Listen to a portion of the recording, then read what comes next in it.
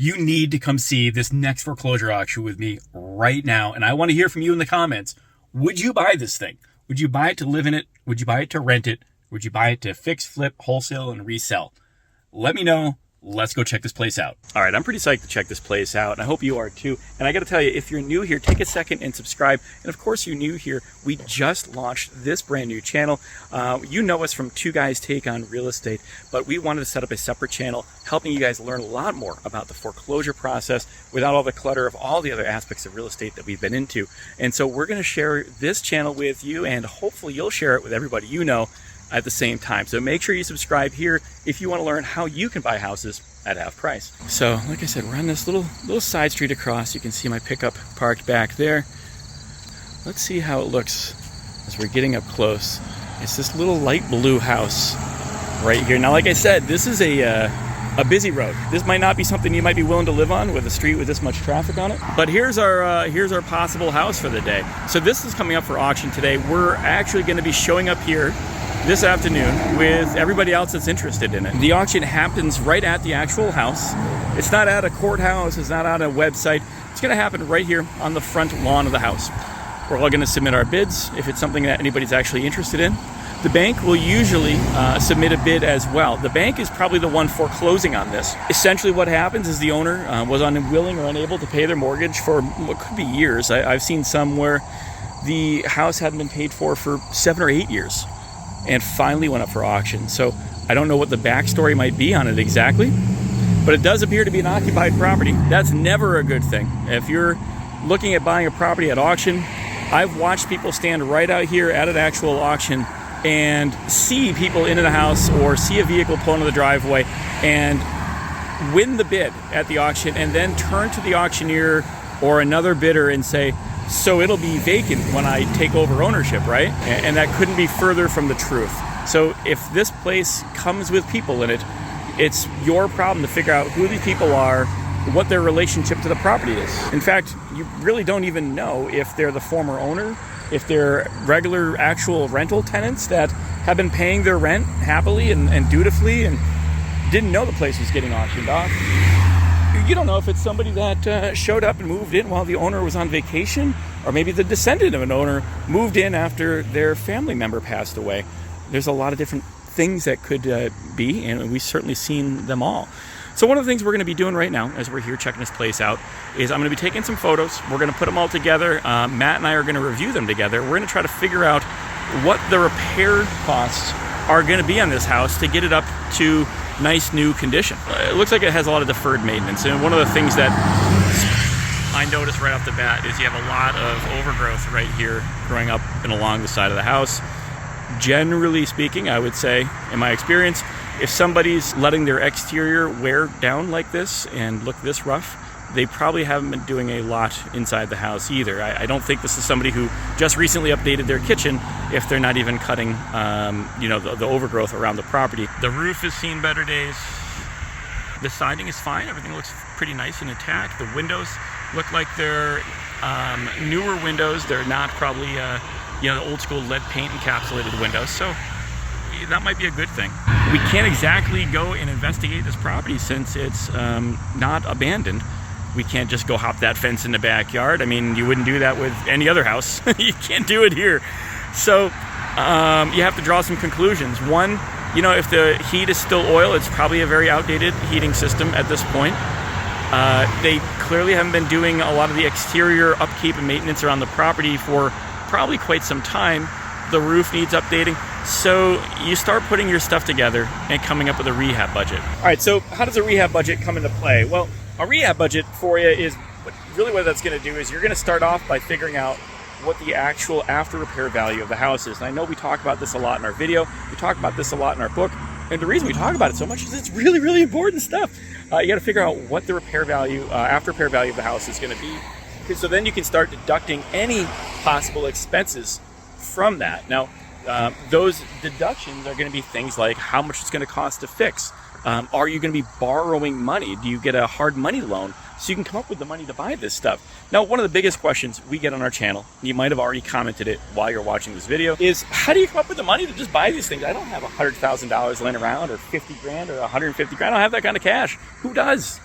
Well, hard money lenders do, and that's the key. So you can borrow money for something like this. You're not going to borrow it from a traditional bank, but you might borrow it from a hard money lender at very high interest rates. But the idea is it's very short term. You buy it with their hard money rates and sell the property quickly thereafter. Maybe you're going to renovate it. Maybe you're going to wholesale it. Maybe you don't actually even sell it. Maybe you just turn around and fix it up a little bit and refinance it through a normal traditional bank with a normal bank loan. That's all very, very doable stuff. And again, it's one of the keys to success. As I'll always say, you don't necessarily need to have money. You just need to have access to someone's money. All right, so there we go. I've scouted the property out. I've taken my photos. I'm going to go back. We're going to talk it over together, Matt and I, and we're going to figure out what our bidding strategy is going to be. And then, hopefully, the auction doesn't get canceled last second. That actually happens a lot more than you'd think. Remember, this is a great time to take a second and like and subscribe to our channel. Make sure you don't miss us, so you turn all of your notifications on. It would also really help our channel grow, and we'd love to see you guys back here for the next video. We're here. The auction's getting ready to kick off. They're getting set up, getting the signage going off camera before. Wow, look at that sign.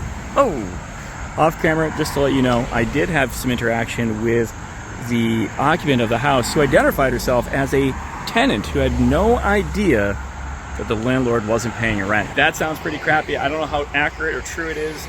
She was getting an amazing, just a smoking deal on this single family house in Massachusetts. I believe it's a 3-bedroom, 2-bath, single family house with a pool for $1,200.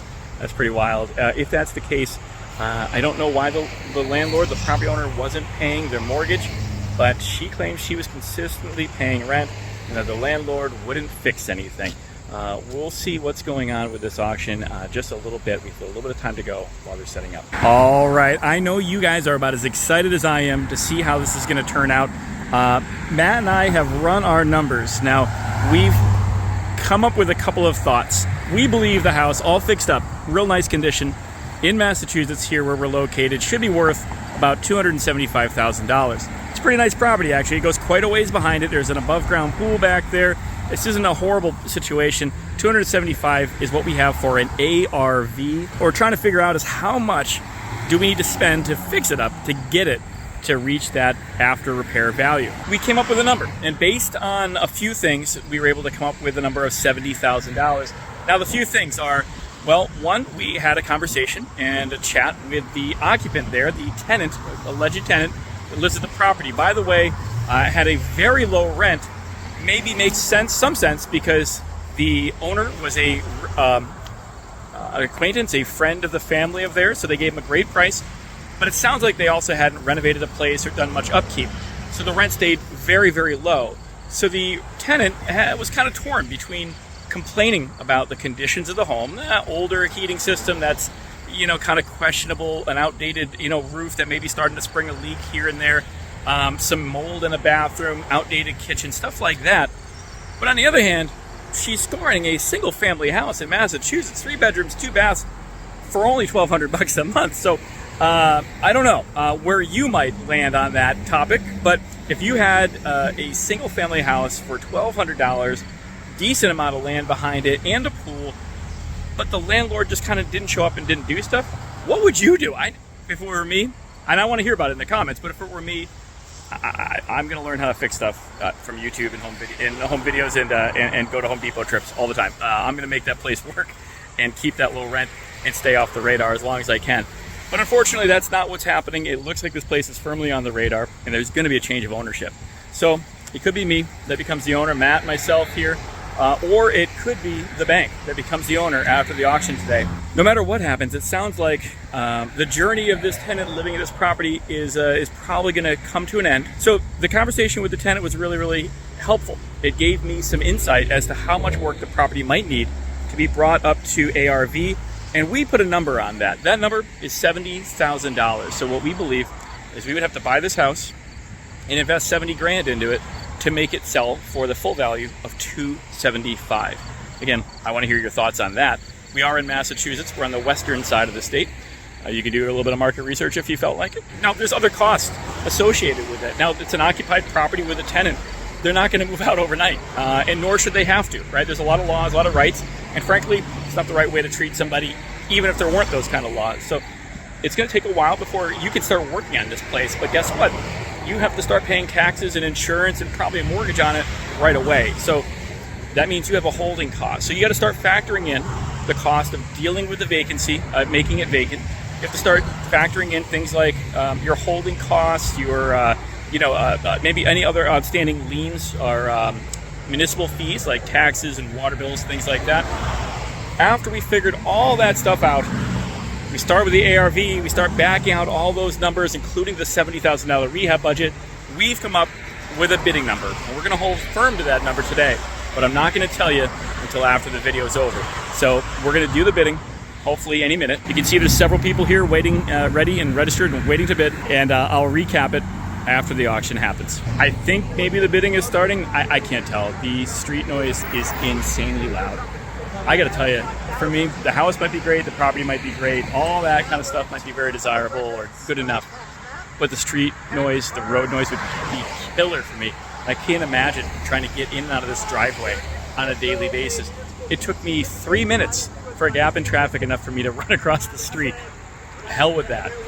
This is a great rental property. I think this is gonna be a hard sell unless you're giving somebody a great deal. As a regular house flip. I don't know what you're going to hear of the bidding because it's just that loud here. All right, opening bid today, $89,055. You got $100,000 for bidder 481. Hold the card up so I can see it. 106. 106 I have, go 7. Bidder number 482 at 109. Bidder for 110. 110. 110 I have, bid 485. 18 is 485, go 19, now go 20. 120. 120 with bidder number 485, go 21. Any increase on 131,000? All good? Good? Good? Are you sure? 132 I have, bid 33. $136,000 going once, twice, last chance. Pause for dramatic effect. You good? No, I don't have it. Give him a big round of applause. Bidder number 486 Hey, for 136. Bidder number 486 for $136,000. Thank you guys all for being here. Good work. There you go, $136,000. That went past our agreed upon max of 120, and you know what? Matt's not here, so I might have stretched that a little bit anyway. But 136,000 takes this house. And it went to the guy that showed up at the last second. Check this place out for $136,000. Buys you a single family, 3-bedroom, 2-bath house in Mass. Needs some work, some TLC. We had a rehab estimate of about $70,000 on it. That means for about $200,000, you would have a newly renovated single family home in Massachusetts. The highway, as you can tell, is right at the, just down the street here. So you can be on the highway and sprinting in any direction just in a matter of minutes. Not too shabby. This might make an awesome deal for somebody, just not the deal for us. And that's one of the things we always tell you, is to find your numbers and then stick to them. If you got a good time watching this auction with me and you want to learn how you can do this kind of stuff yourself, there are 2 things you need to do right now. One is to hit that subscribe button and of course the thumbs up if you haven't done it already, so you show up on your channel a little bit more.